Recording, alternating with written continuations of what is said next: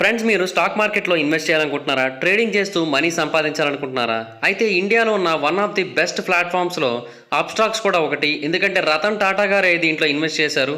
So దాన్ని బట్టి మీరే అర్థం చేసుకోవచ్చు ఇది ఎంత నమ్మదగిన ప్లాట్ఫామ్ అనేది. సో ఒకవేళ మీకు స్టాక్ మార్కెట్లో ట్రేడింగ్ చేయాలి, స్టాక్ మార్కెట్లో పెట్టుబడి మనీ సంపాదించాలి అని అనుకుంటున్నట్టయితే మీకు ఖచ్చితంగా ఒక డీమాట్ అకౌంట్ అయితే కావాలి. సో నేను డిస్క్రిప్షన్లో ఒక లింక్ ఇచ్చాను. ఆ లింక్ మీద క్లిక్ చేసి ఇప్పుడే అప్స్టాక్స్లో డీమాట్ అకౌంట్ అయితే ఓపెన్ చేసుకుని వెంటనే ట్రేడింగ్ చేయడం స్టార్ట్ చేయండి. హలో గైస్, ఈరోజు ఈ వీడియోలో హబుల్ టెలిస్కోప్ తీసిన అత్యంత అద్భుతమైన ఫోటోనైతే ఇప్పుడు మీకు చూపించబోతున్నాను. అండ్ ఇన్ఫ్యాక్ట్ దాని గురించి డీటెయిల్గా ఎక్స్ప్లెయిన్ చేయబోతున్నాను కూడా. ఇప్పటి వరకు ఇటువంటి ఒక రేరెస్ట్ ఫోటోని మీరు ఇంతకుముందు ఎక్కడా కూడా చూసి ఉండరు. ఇది ఒక మైండ్ బ్లోయింగ్ ఫోటో. అండ్ అంతేకాకుండా దీన్ని గనక మనం మన పీసీలో పూర్తి స్థాయిలో లోడ్ చేయడానికి ట్రై చేసినట్టయితే మన యొక్క సిస్టమ్స్ అనేవి క్రాష్ అయిపోయే అవకాశాలు కూడా ఉన్నాయి. అంతటి భారీ photo. So first of all, Hubble space telescope అనేది మనకి అంతరిక్షంలో ఎన్నో గొప్ప విషయాలను అయితే తెలియజేస్తూ వస్తోంది. మనుషులు ఇప్పటివరకు తయారు చేసిన మోస్ట్ ఇంప్రెసివ్ టెలిస్కోప్గా అందరూ కూడా దీన్ని పరిగణిస్తూ ఉంటారు. అండ్ దీన్ని డిజైన్ చేసిన వ్యక్తి ఎవరో కాదు, నాన్సీ జే రోమన్. సో ఈ హబుల్ టెలిస్కోప్ ఇప్పటికే మనకి చాలా విషయాలను అయితే తెలియజేసింది. కానీ ఈరోజు నేను చెప్పబోయే ఇమేజ్ మాత్రం రీసెంట్గా రీకన్స్ట్రక్ట్ చేయబడింది. అంటే హబుల్ యొక్క డేటా మొత్తాన్ని కూడా ఉపయోగించి ఒక ఇమేజ్గా మార్చడం జరిగింది. ఆ ఇమేజే ప్రపంచం మొత్తాన్ని కూడా ఇప్పుడు ఆశ్చర్యపరుస్తూ వస్తోంది. ఫస్ట్ ఆఫ్ ఆల్, ఈ కథ అంతా ఎక్కడ స్టార్ట్ అయిందంటే 1995లో శాస్త్రవేత్తలు ఒక విషయంలో ఒక డెసిషన్ తీసుకోవడం జరిగింది. అదేంటంటే హబుల్ టెలిస్కోప్ని కనుక కంటిన్యూస్గా ఒకే పాయింట్లో కనుక ఉంచినట్టయితే, అంటే సేమ్ స్పాట్ దగ్గర 10 రోజుల పాటు కంటిన్యూస్గా ఉంచినట్టయితే అది ఎటువంటి డేటానైతే రికార్డ్ చేస్తూ ఉంటుందో ఆ డేటా మొత్తాన్ని కూడా కలెక్ట్ చేసి దాన్ని ఒక సింగిల్ ఇమేజ్గా రీకన్స్ట్రక్ట్ చేయాలనుకున్నారు. సో అలాగా వాళ్ళు తీసుకున్న డేటా మొత్తాన్ని కూడా ఒక ఇమేజ్గా మారిస్తే అదే ఈ ఇమేజ్ అయింది. దీన్ని హబుల్ డీప్ ఫీల్డ్ అని పిలుస్తూ ఉంటారు. నిజానికి ఈ ఇమేజ్ హబుల్ యొక్క పాసిబిలిటీస్కి ది బెస్ట్ ఎగ్జాంపుల్గా నిలుస్తుంది. అండ్ హబుల్ ఎంతవరకు చూడగలదు, హబుల్ యొక్క పొటెన్షియల్ ఏంటి అనే విషయం మీద మనకి కంప్లీట్ క్లారిటీ ఇస్తుంది అనడంలో అసలు ఏమాత్రం సందేహం అయితే లేదు. ఎందుకంటే ఇది మన స్పేస్లోని కొన్ని బిలియన్స్ ఆఫ్ ఇయర్స్కి సంబంధించిన ప్రతి ఒక్క డీటెయిల్ని కూడా ఒక చోట స్టేబుల్గా ఉండి కంప్లీట్గా అబ్జర్వ్ చేయడం జరిగింది. సో మన యూనివర్స్ యొక్క కంప్లీట్ హిస్టరీ మొత్తాన్ని కూడా ఈ ఒక్క ఫోటోలో పెట్టేసిందంటే మీరు నమ్ముతారా? కానీ అది నిజం. బేసిక్గా శాస్త్రవేత్తలకి హబుల్ టెలిస్కోప్ యొక్క పొటెన్షియల్ ఏంటో తెలుసు. కానీ దాని గురించి అందరికీ తెలియజేయాలన్న ఉద్దేశంతోనే దాని నుంచి స్టేబుల్ డేటాని అయితే కలెక్ట్ చేయడం జరిగింది. అండ్ అది కూడా ఇంతకు ముందులా కాకుండా, అంటే ఇంతకుముందు ఎలా పనిచేసేది, అది వేరు వేరు లొకేషన్స్కి ట్రావెల్ అవుతూ ఉండేది. అండ్ వేరు వేరు రకాల వస్తువుల్ని తన యొక్క టెలిస్కోప్తో ఫొటోస్ అయితే తీస్తూ ఉండేది. కానీ అలా చేయడం వల్ల మనకి ఆ పర్టికులర్ ఇన్ఫర్మేషన్ గురించి మాత్రమే తెలిసేది. కానీ 1995లో శాస్త్రవేత్తలు ఆ డెసిషన్ తీసుకున్న తర్వాత మాత్రం హబుల్ యొక్క క్యాపబిలిటీస్ గురించి మనకు తెలిసిన విధానం అనేది కంప్లీట్గా మారిపోయింది. అండ్ 20 ఏళ్ళు గడిచింది ఆల్మోస్ట్. అప్పుడు మాత్రమే దాని యొక్క డేటా అనేది పూర్తిగా శాస్త్రవేత్తలకైతే అందింది. సో అప్పుడు శాస్త్రవేత్తలు ఆ డేటా మొత్తాన్ని కూడా కంబైన్ చేశారు. కొన్ని డెకేడ్స్ నుంచి ఆ డేటా అనేది అలాగే ఉంది.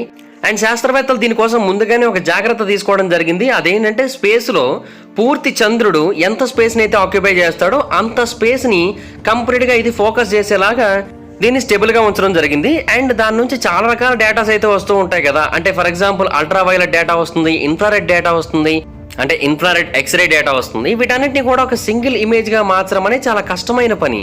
అండ్ ఒక అంచనా ప్రకారం ఈ మొత్తం అన్ని ఇమేజెస్లోని 7500 రకాల ఎక్స్పోజర్స్ అనేవి ఉన్నాయంట. సో దాన్ని బట్టి మీరు అర్థం చేసుకోవచ్చు ఎంత కష్టమో. సో 31 డిఫరెంట్ హబుల్ ప్రోగ్రామ్స్ అన్నిటినీ కలిపి దీన్ని అయితే క్రియేట్ చేయడం జరిగింది. సో 16 సంవత్సరాల పాటు ఈ ఇమేజ్ కోసం ఆల్మోస్ట్ హబుల్ చాలా అంటే చాలా కష్టపడింది. సో బ్యాక్గ్రౌండ్లో ఇంత భారీగా డిస్కషన్స్ అనేవి జరిగి ఇంత భారీగా వర్క్ అనేది జరిగితే తప్ప ఆ ఇమేజ్ అనేది క్రియేట్ అవ్వలేదు. సో ఇప్పుడు ఆ ఇమేజ్ గురించి మాట్లాడుకుందాం. యాక్చువల్గా ఆ ఇమేజ్ కనుక మీరు పూర్తి స్థాయిలో, అంటే ఫుల్ రిజల్యూషన్లో మీ కంప్యూటర్లో కనుక ఓపెన్ చేయడానికి ట్రై చేసినట్టయితే, అది కూడా హై క్వాలిటీతో ఓపెన్ చేయడానికి ట్రై చేసినట్టయితే డెఫినెట్గా మీ కంప్యూటర్ క్రాష్ అయిపోతుంది. ఎందుకంటే మనకి చాలా రకాల ఆప్షన్స్ అయితే ఉంటాయి దీని గురించి వాళ్ళు అఫీషియల్గా పోస్ట్ చేసిన వెబ్సైట్లో. కానీ 1000x1000 అయితే 937, 2000x2000 అయితే 3.52 MB, 6375x6375 పిక్సెల్స్ అయితే 47 MB మాత్రమే ఉంది. కానీ దీని యొక్క ఫుల్ రిజల్యూషన్ ఎంతో చూడండి, 25,500x25,500 పిక్సెల్స్. అండ్ హైలైట్ ఏంటంటే అది కూడా ఫుల్ క్వాలిటీ కాదు, కేవలం హాఫ్ క్వాలిటీ మాత్రమే ఇన్ ఫుల్ రిజల్యూషన్. ఒకవేళ మీరు అలా డౌన్లోడ్ చేయాలనుకుంటే అది 672 MB అవుతుంది. ఫుల్ క్వాలిటీలో కనుక డౌన్లోడ్ చేయాలనుకుంటే 1.19 GB అవుతుంది. సో ఒక ఇమేజ్ 1.19 GB ఉండడం అంటే దాన్ని బట్టి మీరే అర్థం చేసుకోవచ్చు అది ఎంత స్ట్రాంగెస్ట్ ఇమేజ్ అనేది. So 1.19 GB, oh my god. So ఈ ఒక్క ఫోటోలో మనకి సుమారుగా 2,50,000 గ్యాలక్సీలను అయితే ఈ హబుల్ టెలిస్కోప్ మనకి చూపించడం జరిగింది. అఫ్ కోర్స్ వాటన్నిటిని కూడా మనం క్లియర్గా చూడలేకపోవచ్చు, కానీ ఈ ఫోటోను బాగా జూమ్ చేస్తూ ఉంటే మనకు అక్కడ కనిపించే ప్రతి ఒక్క చుక్క అంటే ప్రతి ఒక్క లైట్ సోర్స్ కూడా మనకు అక్కడ ఒక గ్యాలక్సీయే. అండ్ ఈ గ్యాలక్సీలన్నిటికీ కూడా కొన్ని బిలియన్స్ ఆఫ్ ఇయర్స్ ఏజ్ అనేది ఉంటుంది. అండ్ కొన్ని అయితే బిగ్ బ్యాంగ్ అనేది ఎప్పుడు జరిగిందో అది జరిగిన కొన్నేళ్ల తర్వాతే ఫామ్ అవడం జరిగింది. వాటిని కూడా ఇది క్యాప్చర్ చేయడం జరిగింది. ఇక్కడ మీకు చిన్న చిన్న స్పాట్స్ కనిపిస్తున్నాయి కదా, ఇవన్నీ కూడా మన గ్యాలక్సీ లాగా అంటే మన మిల్కీవే గ్యాలక్సీ లాగా పెద్ద పెద్ద గ్యాలక్సీలే. కానీ ఈ ఫోటోలో మాత్రం అంత చిన్నగా కనిపిస్తూ ఉంటాయి. అండ్ ప్రతి ఒక్క గ్యాలక్సీలో ట్రిలియన్స్ లేదంటే అట్లీస్ట్ కొన్ని billions of hundreds of stars అనేవి ఉంటాయి. సో వీటన్నిటి గురించి ఆలోచించినప్పుడు ఈ ఫోటో డెఫినెట్గా మనకి మైండ్ బ్లోయింగ్ అనిపిస్తుంది అనడంలో అసలు ఏమాత్రం సందేహం అయితే లేదు. అండ్ ఇంకోటి ఏంటంటే ఈ ఫోటో ఏమీ సిమ్యులేటెడ్ ఫోటో కాదు, ఇది ఏమీ జనరేటెడ్ ఫోటో కాదు, ఇది రియాలిటీ. నిజంగానే ఆ సిచ్యువేషన్ మొత్తాన్ని కూడా అనలైజ్ చేసి వాటన్నిటిని కూడా ఒక్క ఫోటోగా చేర్చడం జరిగింది, అంతే సింపుల్. అయితే ఇది మనకి సుమారుగా 2,50,000 నుంచి 2,60,000 వరకు గ్యాలక్సీలను అయితే చూపిస్తోంది కదా. వాటిలో కొన్నింటి గురించి మీకు ఇప్పుడు తెలియజేస్తాను చూడండి. ఇక్కడ మీకు కనిపిస్తోంది కదా, ఇవన్నీ కూడా అక్కడ కనిపిస్తున్న గ్యాలక్సీలే. అండ్ స్క్రీన్ మీద కనిపిస్తున్న నెంబర్ ఏదైతే ఉందో అవి ఆ గ్యాలక్సీల యొక్క వయసులు. సో టాప్ లెఫ్ట్లో కనిపిస్తున్న గ్యాలక్సీ యొక్క వయసు మనకు అక్కడ 0.55 BLY అని కనిపిస్తోంది కదా, అంటే 0.55 బిలియన్ ఇయర్స్ అని అర్థం అనమాట. అండ్ అలా చూసుకున్నట్టయితే ప్రతి ఒక్కటి కూడా దాని యొక్క వయసుని పెంచుకుంటూ వస్తుంది. అంటే ఇవన్నీ కూడా ఓల్డెస్ట్ గ్యాలక్సీలు అనమాట. అండ్ వాటిని కూడా హబుల్ టెలిస్కోప్ ఆ ఇమేజ్లో క్యాప్చర్ చేయడం జరిగింది. అండ్ కార్నర్ది లాస్ట్ చూసినట్టయితే 13.0 బిలియన్ ఇయర్స్ అని చూపిస్తోంది. బిగ్ బ్యాంగ్ జరిగింది ఎప్పుడు మనకందరికీ తెలిసింది 13.8 బిలియన్ ఇయర్స్ క్రితం. సో బిగ్ బ్యాంగ్ జరిగిన 0.8 బిలియన్ ఇయర్స్ తర్వాత ఆ గ్యాలక్సీ అనేది ఫామ్ అయిందని అయితే మనకు అక్కడ క్లియర్గా కనిపిస్తోంది. ఇవన్నీ కూడా చాలా అంటే చాలా పాతవి. అండ్ ఇంకొకటి ఏంటంటే మనం తెలుసుకోవాల్సిన విషయం, గ్యాలక్సీలు అనేవి పాత పడుతున్న కొద్దీ మనకు దూరంగా పెడుతున్న కొద్దీ అవి రెడ్ కలర్లోకి మారిపోతున్నాయి, అంటే రెడ్ షిఫ్ట్కి గురవుతున్నాయి అనే విషయాన్ని అయితే మనం గమనించాలి. ఆ 13.0 బిలియన్ ఇయర్స్ క్రితం నాటి గ్యాలక్సీలో కూడా మనకు ఒక రెడ్ షిఫ్ట్ గ్యాలక్సీ చాలా క్లియర్గా కనిపిస్తోంది. ఈ విషయాన్ని కూడా మనం చాలా క్లియర్గా ఈ ఇమేజ్ల ద్వారా అబ్జర్వ్ చేయొచ్చు. మీరు అనుకోవచ్చు ఒక్క ఫోటో మనకి ఇన్ని విషయాలు తెలియజేస్తుందా అని, కానీ నిజం, ఒక్క ఫోటో చరిత్ర మొత్తాన్ని కూడా మార్చేస్తుందనే చెప్పాలి. ఇప్పటి వరకు మనకి స్పేస్ నుంచి వచ్చిన మోస్ట్ యాక్యురేట్ మరియు మోస్ట్ డీటెయిల్డ్ ఇమేజ్ ఇదే. అండ్ ఇటువంటి ఇమేజ్ని ఇప్పటి వరకు ఇంకెవరు కూడా ప్రొడ్యూస్ చేయలేకపోయారు. అండ్ హబుల్ టెలిస్కోప్ కంటే తోపులు ఇంకేమైనా సరే మళ్ళీ స్పేస్లోకి వెళ్తే మేబీ ఇలాంటి ఇమేజ్ రావచ్చేమో, కానీ ప్రస్తుతానికి అయితే మాత్రం అలాంటిది అయితే లేదు. కాకపోతే ఒకసారి ఈ ఫోటోని మీరు అబ్జర్వ్ చేయండి. ఇక్కడ మీకు చాలా రకాల గ్యాలక్సీలు అయితే కనిపిస్తూ ఉన్నాయి కదా.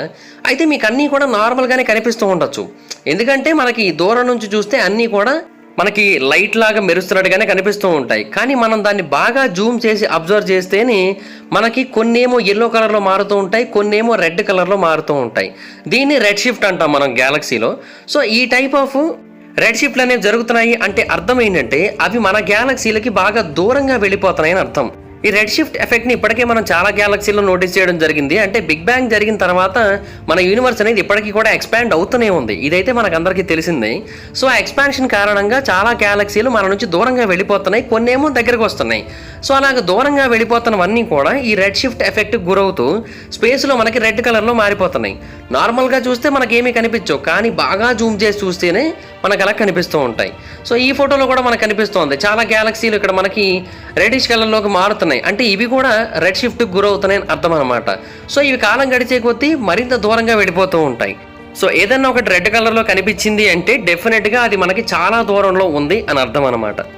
బట్ ఇది చాలా అంటే చాలా ఇంట్రెస్టింగ్ థింగ్ అని చెప్పుకోవాలి, ఎందుకంటే మన విశ్వం నుంచి ఏవేవి దూరంగా వెళ్తున్నాయి, ఏవేవి దగ్గరగా వస్తున్నాయి, ఇలాంటి విషయాలన్నీ కూడా దీని ద్వారా మనం చాలా క్లియర్గా తెలుసుకోవచ్చు. కాకపోతే ఒకటి, మనం హై రెజల్యూషన్ ఇమేజ్ని తీసుకుంటే తప్ప మనం ఇంత డీటెయిల్డ్గా అబ్జర్వింగ్ అయితే చేయలేము. సో అంత ఇమేజ్ని తీసుకోవాలంటే ముందుగానే మీ కంప్యూటర్లో ర్యామ్ అనేది కొంచెం ఎక్కువగా ఉండేలా చూసుకోండి, ఆ తర్వాత మెమరీ కూడా ఎక్కువగానే ఉండేలా చూసుకోండి. అండ్ మీకు ఒకటైతే క్లియర్గా చెప్పాలనుకుంటున్నా, ఇదైతే మాత్రం సిమ్యులేషన్ కాదు, రీక్రియేషన్ కాదు, ఇది జస్ట్ ఒక పిక్చర్ మాత్రమే. అండ్ ఈ పిక్చర్లోనే మనకి అన్నీ కూడా కనిపిస్తున్నాయి. దానికి మెయిన్ రీజన్ ఏంటంటే హబుల్ స్పేస్ టెలిస్కోప్ అనేది ఎక్కువ కాలం పాటు ఒకే చోట స్టేబుల్గా ఉండడం అండ్ లాంగ్ ఎక్స్పోజర్ని కలిగి ఉండడం వల్ల ఎటువంటి అట్మాస్ఫిరిక్ ఎఫెక్ట్స్ అనేవి కూడా ఉండకపోవడం వల్ల స్పేస్లో మనకి ఈ అద్భుతాన్ని అయితే ఇది ఆవిష్కరించడం జరిగింది. అండ్ ఆల్రెడీ ఇందాక నేను చెప్పడం జరిగింది, మేబీ భవిష్యత్తులో ఇంతకంటే బెస్ట్ది ఏదైనా సరే స్పేస్లో కనుక వెళ్ళినట్టయితే మేబీ ఇంతకంటే బెస్ట్ ఇమేజ్ని క్రియేట్ చేయొచ్చేమో. ప్రస్తుతానికైతే మాత్రం దీనికంటే బెస్ట్ ఇమేజ్ అయితే మాత్రం ఏదీ లేదు. ఆ ఫోటోలో మన మిల్కీవే గ్యాలక్సీ ఎక్కడ ఉందో, ఆ మిల్కీవే గ్యాలక్సీలో మన సోలార్ సిస్టమ్ ఎక్కడ ఉందో, మన సోలార్ సిస్టంలో భూమి ఎక్కడ ఉందో, ఆ భూమిలో మనం ఎక్కడ ఉన్నామో. ఈ విశ్వం చాలా పెద్దది మిత్రమా. ఊటబావిలో ఊరే నీరైనా ఆగిపోవచ్చేమో కానీ ఈ విషయంలో మనం కనుక్కునే కొత్త విషయాలు మాత్రం ఎప్పటికీ ఆగవనేది నా నమ్మకం. ఎందుకంటే ఈ విశ్వం అనేది అంత పెద్దది, అంత గొప్పది కూడా. సో ఇది గైస్ ఈ వీడియో మీకు నచ్చిందని అనుకుంటున్నాను. నచ్చినట్టయితే డెఫినెట్గా ఈ వీడియో లైక్ చేయండి అండ్ అందరూ కూడా తప్పకుండా ఈ వీడియో షేర్ చేయండి. అలాగే ఇప్పటివరకు ఎవరైనా మా ఛానల్ సబ్స్క్రైబ్ చేసుకోకపోతే సబ్స్క్రైబ్ చేసుకొని పక్కన ఉన్న బెల్ ఐకాన్ క్లిక్ చేసి ఆల్లో పెట్టుకోండి. అండ్ ఒకవేళ మీరు నన్ను డైరెక్ట్గా ఫాలో అయ్యి ఏదైనా టాపిక్ గురించి సజెస్ట్ చేయాలంటే డిస్క్రిప్షన్లో నా ఇన్స్టాగ్రామ్ లింక్ ఉంటుంది, దాని మీద క్లిక్ చేసి నన్ను ఫాలో అయ్యి నాకు మెసేజ్ చేయండి. Thank you guys, bye bye now. Friends, మీరు స్టాక్ మార్కెట్లో ఇన్వెస్ట్ చేయాలనుకుంటున్నారా? ట్రేడింగ్ చేస్తూ మనీ సంపాదించాలనుకుంటున్నారా? అయితే ఇండియాలో ఉన్న వన్ ఆఫ్ ది బెస్ట్ ప్లాట్ఫామ్స్లో అప్స్టాక్స్ కూడా ఒకటి. ఎందుకంటే రతన్ టాటా గారే దీంట్లో ఇన్వెస్ట్ చేశారు. సో దాన్ని బట్టి మీరే అర్థం చేసుకోవచ్చు ఇది ఎంత నమ్మదగిన ప్లాట్ఫామ్ అనేది. సో ఒకవేళ మీకు స్టాక్ మార్కెట్లో ట్రేడింగ్ చేయాలి, స్టాక్ మార్కెట్లో పెట్టుబడి మనీ సంపాదించాలి అని అనుకుంటున్నట్టయితే మీకు ఖచ్చితంగా ఒక డీమాట్ అకౌంట్ అయితే కావాలి. సో నేను డిస్క్రిప్షన్లో ఒక లింక్ ఇచ్చాను, ఆ లింక్ మీద క్లిక్ చేసి ఇప్పుడే అప్స్టాక్స్లో డీమాట్ అకౌంట్ అయితే ఓపెన్ చేసుకుని వెంటనే ట్రేడింగ్ చేయడం స్టార్ట్ చేయండి.